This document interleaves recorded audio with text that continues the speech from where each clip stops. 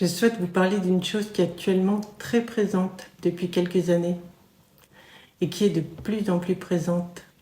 C'est le retour de la nature féminine. Mais les hommes, s'il vous plaît, ne partez pas. Je ne suis pas ce qu'on appelle une féministe. Je n'ai aucunement l'intention de jeter la pierre à qui que ce soit.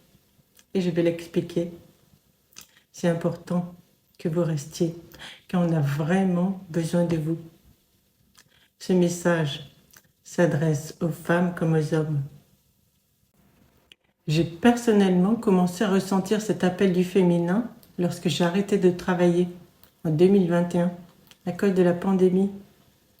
Le fait d'avoir arrêté de travailler m'a permis de ne plus être contrainte dans une certaine mesure par la société.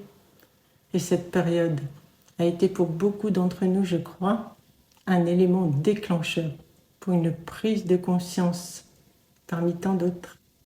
Je suis une femme et je suis née, comme tout le monde, dans cette société qui est patriarcale.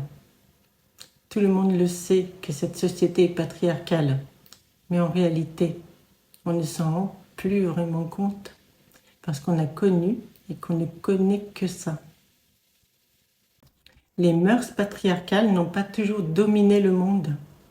La femme a eu jadis sa place et elle était pleinement reconnue et respectée pour sa nature et son rôle particulier. Il y a sans doute eu un temps où la société était matriarcale.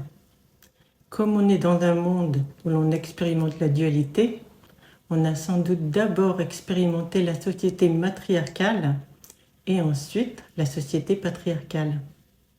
La dualité, c'est comme un mouvement de balancier. On expérimente un pôle, puis ensuite son opposé.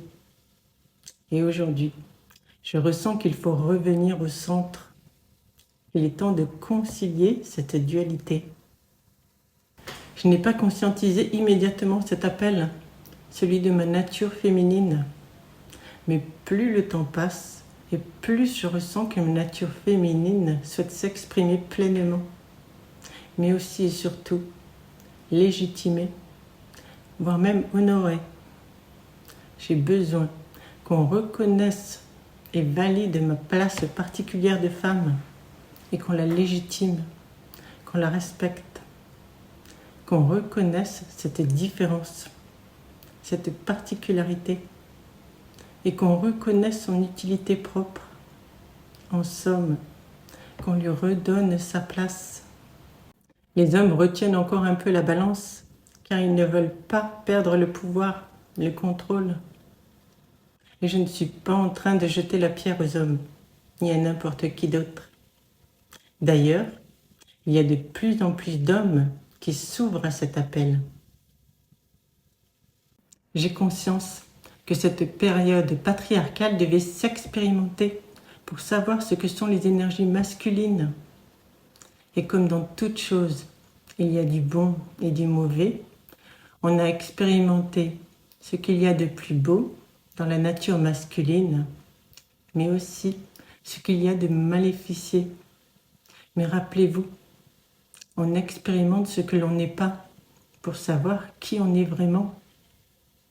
Dans l'énergie masculine comme dans l'énergie féminine, il y a besoin de révéler sa véritable nature, et c'est celle du cœur.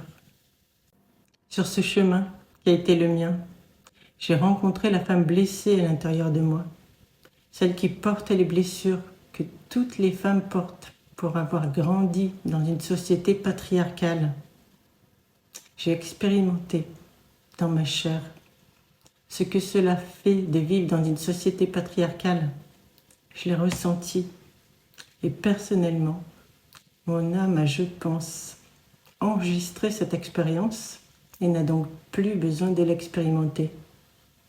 C'est pourquoi je ressens désormais très fortement ce besoin de laisser ma propre nature rayonner pleinement. Je crois que cela est pareil au niveau collectif, d'une manière générale. Mais encore une fois, chacun est dans sa classe, chacun a son rythme, et c'est parfaitement juste. Il n'y a pas de meilleur, de en avance, de en retard. Je vous partage juste ma compréhension du moment, mon ressenti. Et pardon, si je parle d'une manière générale et globale, car paradoxalement, il y a bien quand même, dans bien des cas, une tendance générale et globale, une majorité qui se dessine malgré les spécificités de chacun. Et cela n'enlève en rien à la minorité son rôle particulier et légitime. Je ferai peut-être une vidéo sur les particularités, mais ici, ce n'est pas l'objet de cette vidéo.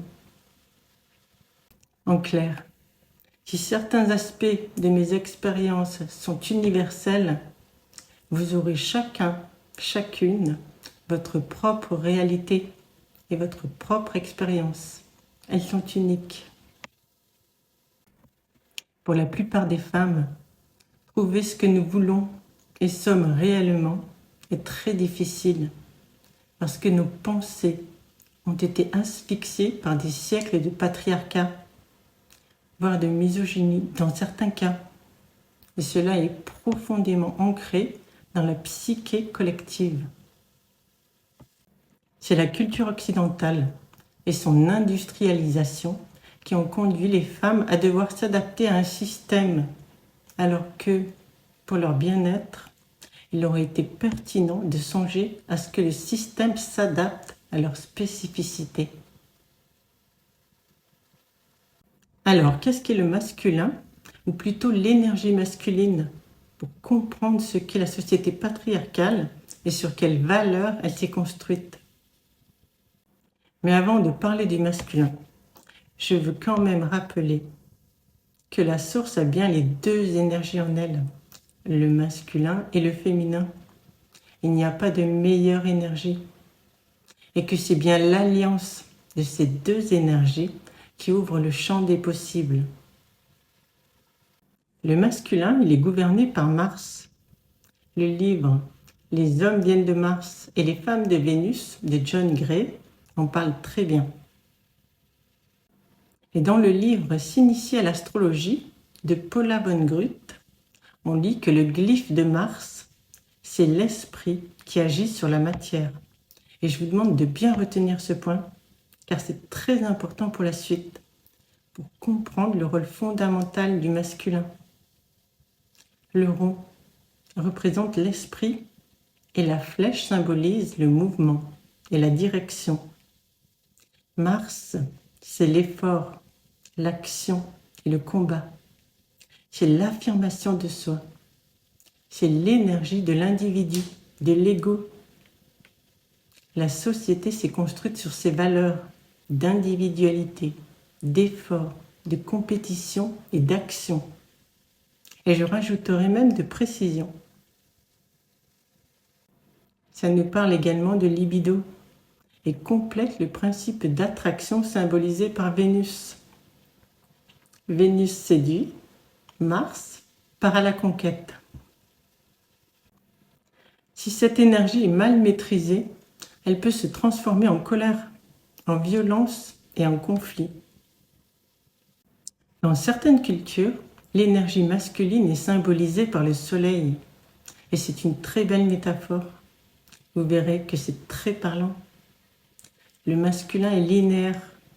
Il n'a pas de cycle comme la femme, qui, elle, est symbolisée généralement par la lune, qui a un cycle de 28 jours. Et la lune et la terre sont étroitement liées. Je dirais que la femme est symboliquement la lune et la terre pour ma part. Elle est les deux. J'en parlerai plus dans une autre vidéo. L'homme est avant tout un pourvoyeur. Rappelez-vous, c'est l'esprit qui agit sur la matière. Et il est linéaire, comme le soleil. Il fournit sa chaleur et sa lumière en permanence à la lune et à la terre. La lune est éclairée par le soleil en fonction de sa position. Et la terre est influencée par le soleil en fonction de sa position également. Ce qui fait les saisons. Je ferai également une vidéo plus détaillée sur le masculin. car il y a beaucoup de choses à dire et c'est passionnant.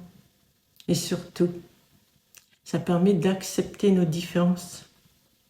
Mais ici, ce n'est pas vraiment le sujet. Ici, je souhaite plus vous parler de la place de chacun, de son rôle divin, je dirais. Alors, parlons un peu de l'énergie féminine. La femme est gouvernée par Vénus. Vénus, c'est l'amour et l'attraction. Le glyphe de Vénus représente le cercle de l'esprit qui surmonte la croix de la matière. La matière, c'est la terre, c'est le corps. Nous avons le cercle de l'esprit, la croix de la matière. C'est comme si l'esprit aimantait le corps, comme si l'appel de l'harmonie et d'un certain idéal donnait forme à la vie. Vénus attire à elle, séduit et embellit, mais elle reste passive, réceptive.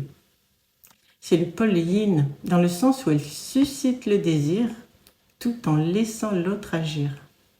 C'est parlant, n'est-ce pas? Dans sa manifestation la plus élevée, elle symbolise l'amour, cette force irrépressible qui unit les personnes sans qu'il y ait coercition ou peur. Ça nous parle de comment on se lie aux autres en amour et en amitié. Dans ma vidéo, la femme dit sans dire, j'ai fait un parallèle avec le divin en vous disant que le divin ne nous a pas donné de mode d'emploi, qui ne nous dit pas le but de tout ce jeu terrestre.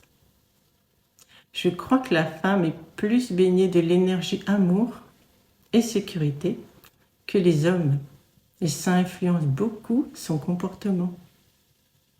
L'homme est plus baigné de l'élément action et liberté, et ça influence son comportement. Comme je l'ai déjà dit, la femme est symbolisée par la lune.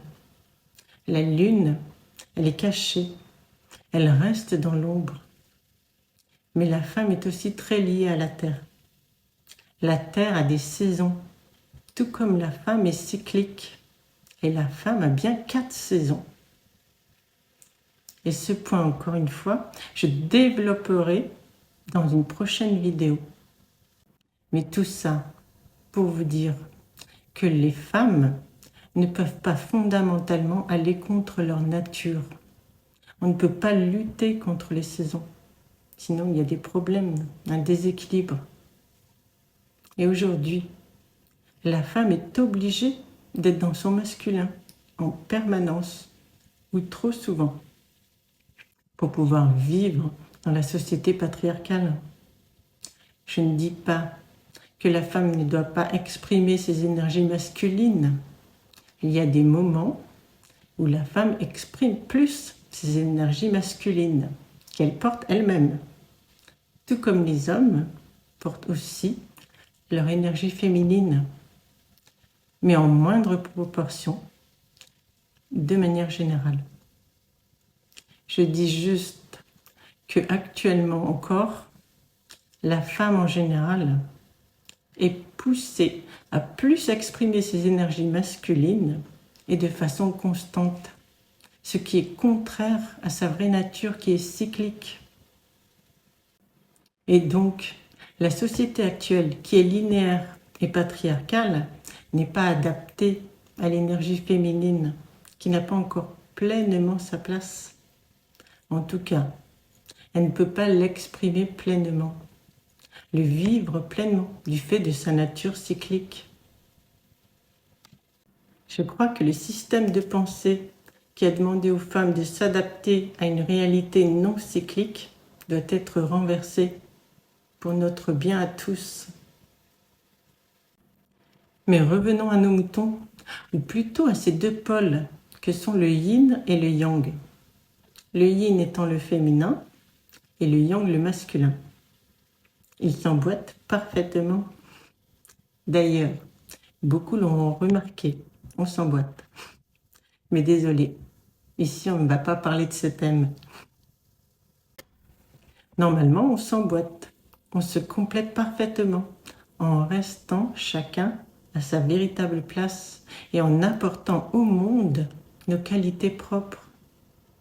Mais je remarque qu'on n'y est pas encore, que c'est compliqué, qu'il y a encore trop d'incompréhension, de tension et de confusion.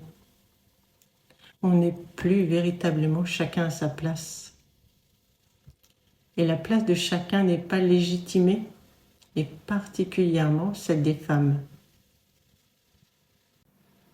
Je souhaite ramener de la compréhension pour plus d'acceptation de nos différences, plus de respect et de considération. En tant que femme, j'ai besoin qu'on comprenne ce besoin, qu'on me soutienne dans ma démarche, qu'on me rassure, qu'on me protège, que je sente que je peux pleinement être moi-même et qu'on valide ce que j'apporte au monde et que je peux le faire en toute sécurité. J'ai besoin qu'on me rassure sur le fait qu'on n'est plus à la chasse à la sorcière et que désormais, la femme peut reprendre sa place, qu'elle apporte vraiment quelque chose d'utile et d'indispensable, même si, et surtout, ce n'est pas masculin.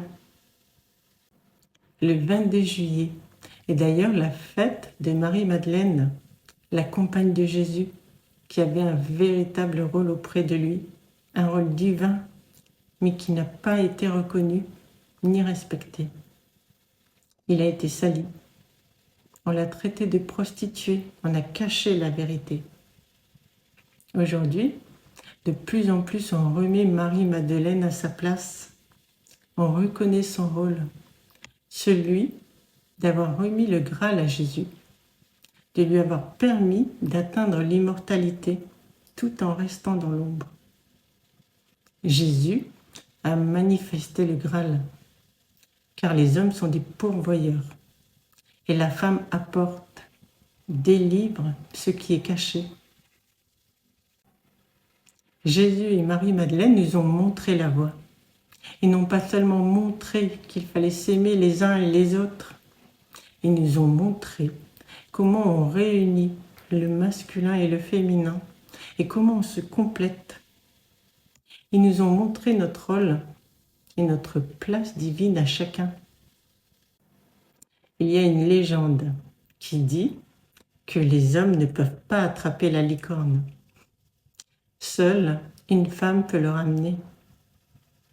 La licorne, c'est le Graal. Une femme ne cherche pas le Graal, car elle le porte.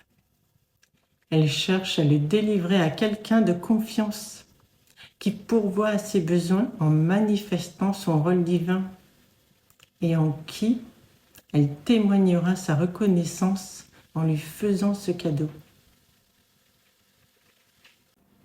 Voilà ma clé de compréhension. Je vous l'offre. Je vous en fais cadeau. J'ai confiance en vous. J'ai confiance en l'humanité. J'ai confiance en la place de chacun. Je fais ma part.